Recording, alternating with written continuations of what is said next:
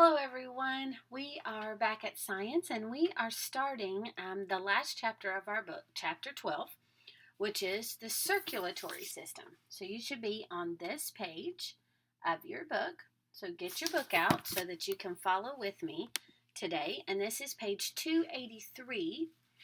And I want you to have the activity manual page 189 out as we look ahead. We're just going to get a little bit of an introduction today, and I have sent you a couple of videos to look at to go along with this. We're going to read this introduction, and it's going to talk about some inventions that have been made to help people's hearts that are not working correctly.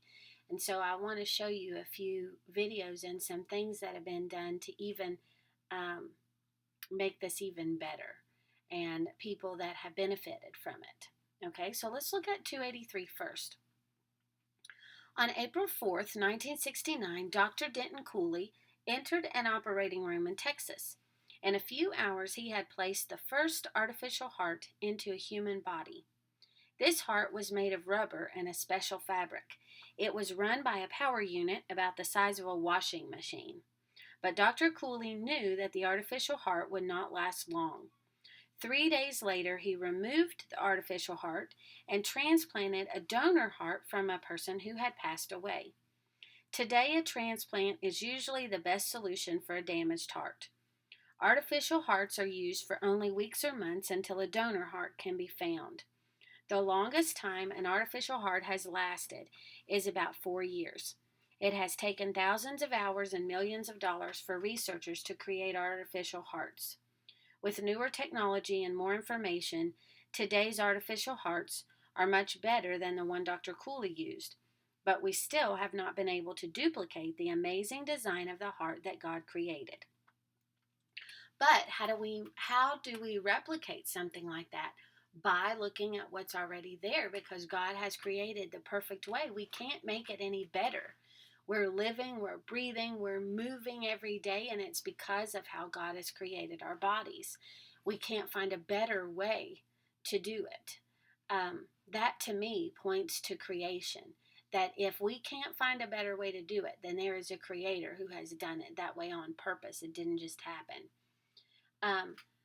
So the videos that I sent you are talking about how it started. If you had an artificial heart, you had this huge machine that you had to be hooked to, and you had to stay in the hospital all the time. Well, a few years ago, I think it was about 9 years ago, they were able to come up with, I think it's called a Freedom Pack, something like that, where it's like a backpack size, and so you can actually go home with an artificial heart with this thing, and you can have more freedom, and you have the ability to prepare your body for the transplant, because you can't live with those forever. You will need a transplant, which happens when someone donates their organs. When someone dies and they have healthy organs, then we have found a way to transplant those organs into someone else's unhealthy body.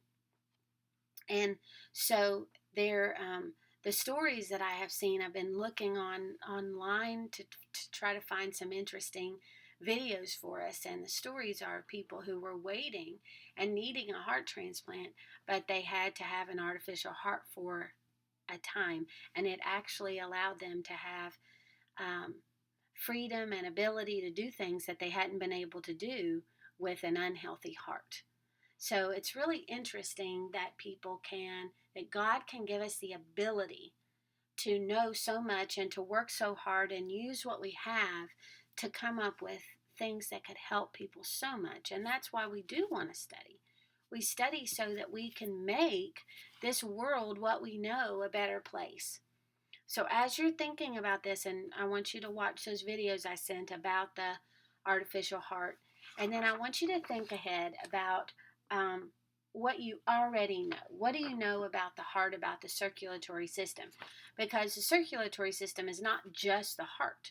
So it's going to mention some vocabulary words that we're going to be looking at. And it says it wants you to mark the one that's correct. Are you going to use your book on this? No, this is just what do I know? And this is a really good place to start when you're learning anything. What do you already know?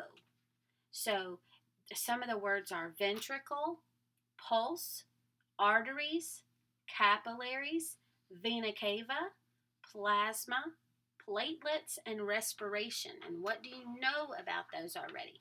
So do your best to read those sentences and mark the one that you believe is true. And then this is where your thinking is really tested. Can you think ahead enough to ask some good questions about blood vessels and parts of the blood? Now, if you don't know a lot, it's really hard and you just want to put, what are blood vessels? Not a good question. Think ahead. Think about questions you could ask that may even sound silly right now because you don't know that much. But you could say, does it do this? Do they help with this? Can they be replaced? So ask, just let your mind wander for a minute and see if you can come up with some good questions. And that is what I want to see in the comments. It doesn't just have to be about the blood vessels and the parts of the blood, but I want you to think about the circulatory system. Maybe think about the videos that we watched about the artificial heart. What were some questions that come to mind that you are wondering, either about how our heart works or how transplants work or how artificial hearts work? Anything. Give me a really good question that can set our study up for this chapter and give you an answer to be looking for. Okay? In the comments, I'm looking for a good question.